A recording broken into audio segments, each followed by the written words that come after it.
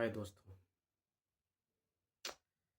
आज sudden video बनाने का विचार इसलिए आया क्योंकि काफ़ी देर से मैं अकेला बैठा था, तो मुझे बहुत सी चीज़ें रियलाइज़ हुई कि किस तरह से आप ज़िंदगी को नहीं, ज़िंदगी आपको ड्राइव कर रही है हर मोमेंट्स पर, हर चीज़ में। आप कहते हैं ना कि आप प्लानिंग करते हैं ज़िंदगी की, लेकिन होता ऐसा नहीं है कि ज़िंदगी आपको प्लान कर रही होती है अपने हिसाब से। तो वहाँ पे सबसे पहले मेरा मानना ये है कि कभी भी आपको फ्यूचर की इतनी ज़्यादा प्लानिंग नहीं बनानी चाहिए कि आप उसी में उलझे हैं। आप उसी एक फ्यूचर के ट्रैप में फंसे हुए हैं बुरी तरह से। आप अपने बारे में, अपने बच्चों के बारे में, बच्चों के बच्चों के बारे में सोचे जा रहे हैं, लेकिन आपको ये नहीं समझ में आ रहा है कि किस तरह से ज़िंदगी कब आपको कितना बड़ा झटका दे दे। इस चीज़ का अंदाज़ा आपको तब लगता है कि जब आप को ये एहसास होता है कि ज़िंदगी में सिर्फ पैसे को इकट्ठा कर लेना या फिर किसी भी पर्सन को पा लेना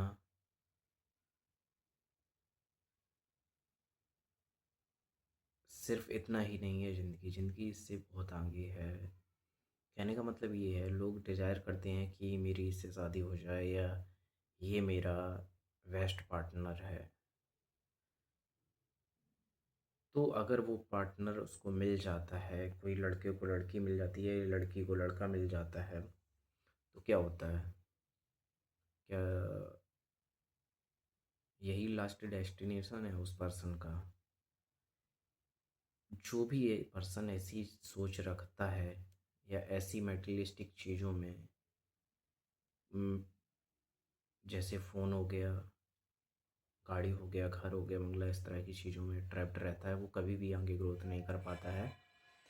और कोई भी पर्सन आपकी खुशियों की गारंटी नहीं ले सकता है। कहने का मतलब ये है कि कोई भी पर्सन को पा लेने से आप खुश नहीं हो जाते हैं, अगर आपका दिमाग की जो सेटिंग है वही डिफ़ॉल्ट है।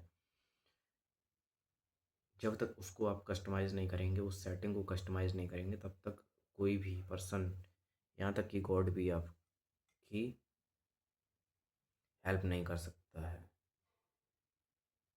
ये बात मैं उन लोगों के लिए बोल रहा हूँ, जो कुछ लोग होते हैं ना, कहते हैं कि अगर ये पार्टनर मुझे मिल गया तो मेरी लाइफ की सारी प्रॉब्लम सॉर्टेड हो जाएंगी। वो ये नहीं जानते हैं कि वो पार्टनर मिलने भर से अगर आपकी चीज़ें सॉर्टेड हो जाती हैं होती,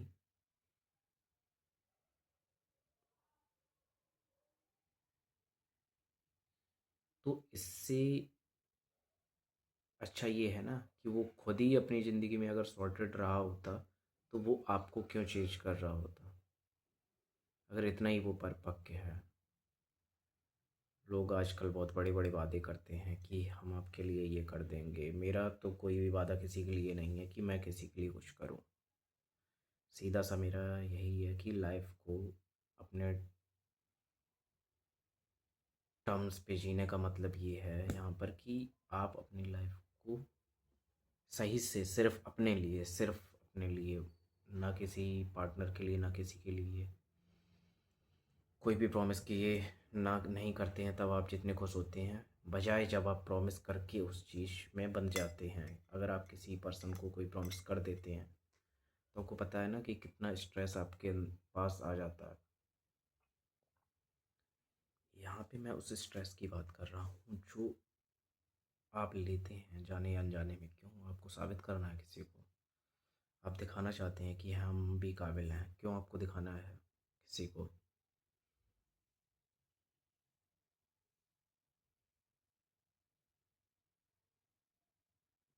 आखिर कभी आपने सोचा है, जो हम एक दूसरे को दिखाने में लगे हैं, क्या इसकी इस रियल में ज़रूरत है लाइफ में? जिन्होंने बहुत अच्छा दिखा लिया किसी को, उनका क्या हुआ? आज कोई उनको याद करता है? तो यहाँ पे मेरा वीडियो कै इस तरह की कैजुअल टॉक इतनी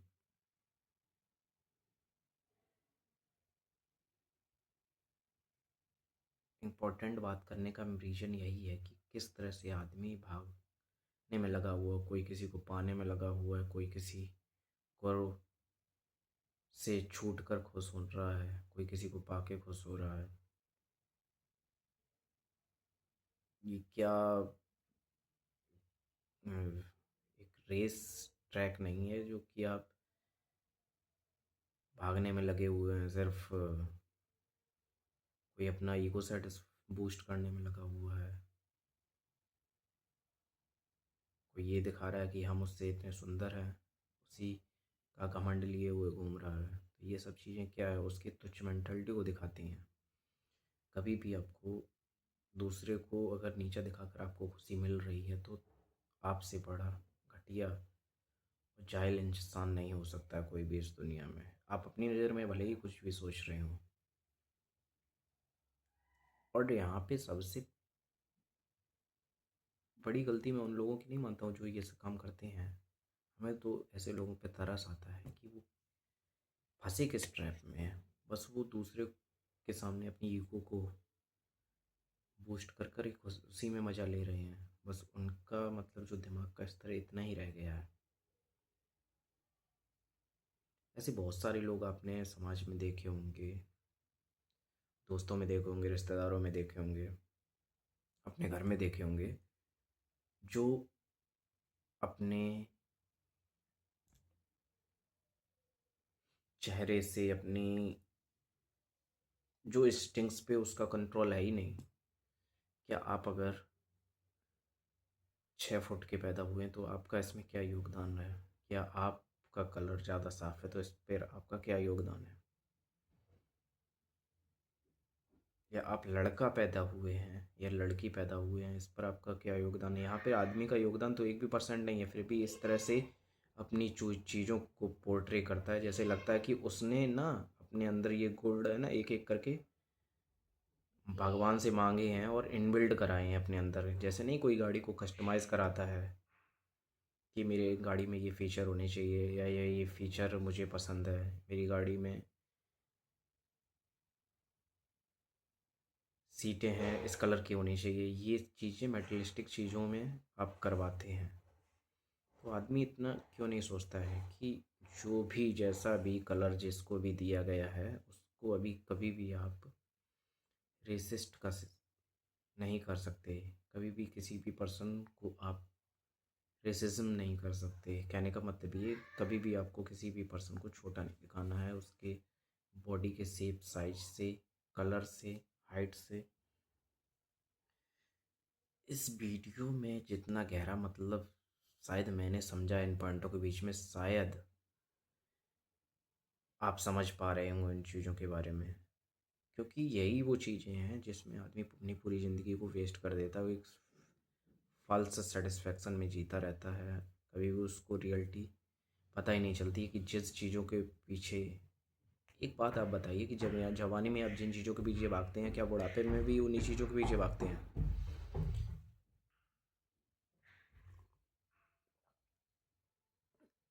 कभी आपने ये सोचा है कि बुढ़ापे में आप क्यों नहीं किसी सुंदर लड़के से अट्रैक्ट होते हैं, सुंदर लड़की से अट्रैक्ट होते हैं? बुढ़ापे पर में आपकी सेक्सुअल डिज़ायर का क्या होता है?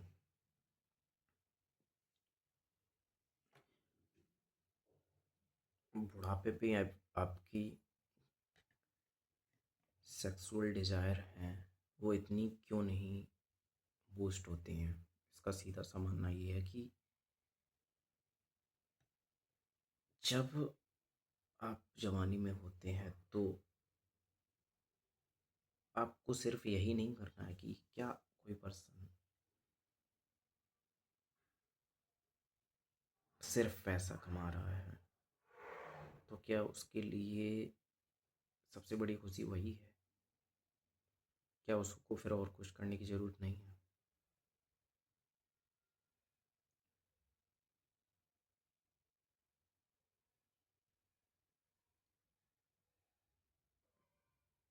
और जिस तरह से यहाँ पर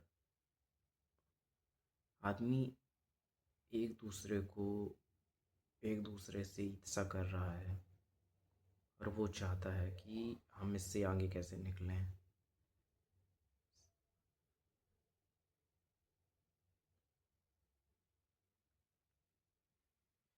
ये जो आपके अंदर ये कंपटीशन की भावना हर चीज़ में, ये आपकी खुद की, आप इसको लेके पैदा हुए थे, ये यहाँ पे कैपिटलिज्म ने आपको इस अनचाही दौड़ में दौड़ा रहा है एक घोड़े की तरह, या आप पर उसने दाव लगाया है कि आप इस दौड़ में बहुत तेज दौड़ें उसके लिए, क्योंकि वो आपका मालिक है।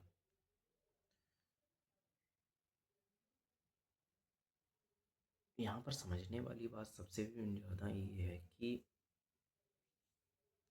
दुनिया में 90 to 95% लोग कभी भी ये जान ही नहीं पाते हैं कि उनको जो काम करने के लिए कहा गया है,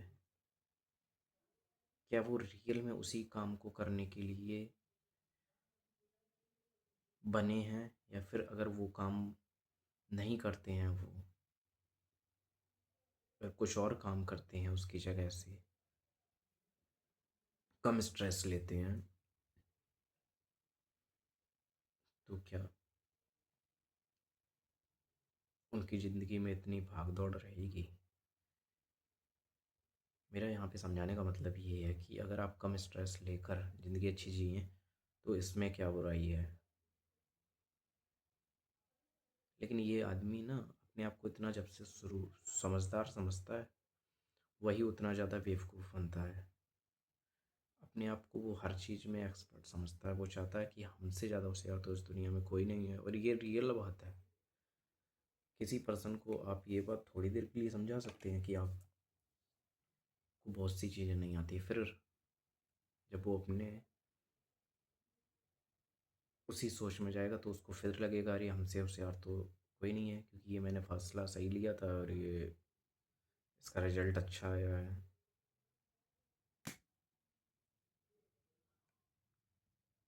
यही आदमी की सबसे बड़ी गलती होती है कि वो अपने लिए हुए दो कौड़ी के फैसलों को सही कर लेता है तो वो बहुत ही प्राउड महसूस करता है, जबकि वो फैसले वो खुद नहीं लेता है, उसको ये समाज या सोशल मीडिया में दिख रही चीज़ों से वो जिस तरह से अपने निर्णय लेता है, क्या आपको लगता है कि कभी इन सब सोशल मीडिया के वैलिडेशन से कभी भी उसको उसका ईगो तो बूस्ट हो जाएगा कि हाँ हमें इतने लोग हमसे अटैच हैं। लोग यहाँ पर इसलिए परेशान हो जाते हैं कि सोशल मीडिया में उनके फॉलोअर कम है, क्योंकि वो पूरी तरह से वर्चुअल लाइफ है, उसका रियलिटी से कोई दूर दूर तक मतलब नहीं है। देखा है सोशल मीडिया में है 4 लाख फॉलोअर, और रियल लाइफ में दो भी ऐसे लोग नहीं हैं जो उनकी हेल्प कर सकें, क्योंकि उनके अंदर खुद ऐसा गुण नहीं है। उन्होंने ना अपने एक्सटर्नल कवरिंग को दिखाया हुआ है सोशल मीडिया में, तो उसी चीज़ को लाइक कर रहे हैं, नहीं कि आपको लाइक कर रहे हैं। पर्सन इस चीज़ को इस तरह इतने गलत तरीके से लेता है, वो सोचता है कि हमारे अंदर गुण आ गए हैं तो लोग हमें लाइक कर रहे हैं, हमें फॉलो कर रहे हैं, हमें लोग अटेंशन दे रहे हैं। क्या आपको लगता है उस पर्सन के पास इतना फालतू टाइम है कि वो आपको अटेंशन देगा? शायद आपको जो अटेंशन लग रहा हो वो उसका फ़ोन में वेस्ट करने वाला टाइम हो, मतलब फ़ोन में बर्बाद करने वाला वो समय जो कभी उस जिसका पछतावा उसको भी होता होगा कि शायद अगर मैंने दिन में 1 घंटे फ़ोन ना चलाया होता तो कुछ अच्छा कर लेता वो उस दिन पे। और आपको लगता है कि उसने आपको अटेंशन दिया, उसने आपको फॉलो किया, या फिर उसने आपको बाई चांस मैसेज भेज दिया है? तो इन सब चीज़ों पर डिटेल में बात की जा सकती है, और ये एक शॉर्ट फॉर्म है इन टॉपिक्स के बारे में। इस पर पर्टिकुलर टॉपिक पर डिटेल में वीडियो जल्दी मेरे यूट्यूब चैनल पर आएगी, जल्दी हम अपने चैनल पर लाएंगे। बाकी आपका क्या मानना है इस विषय में कि आपने क्या समझा? सीखने की बात नहीं कर रहा हूँ, समझा क्या आपने? तो ज़रूर आप कमेंट सेक्शन में बताइए, और उसके साथ ही इस वीडियो को ज़्यादा से ज़्यादा शेयर कीजिए कि जिस मतलब को हम इस वीडियोस के माध्यम से समझाना चाहते थे, क्या वो आपने समझा? क्या उतनी डेप्थ में आपने इस वीडियो को समझा? ज़रूर बताइए। With this, thank you.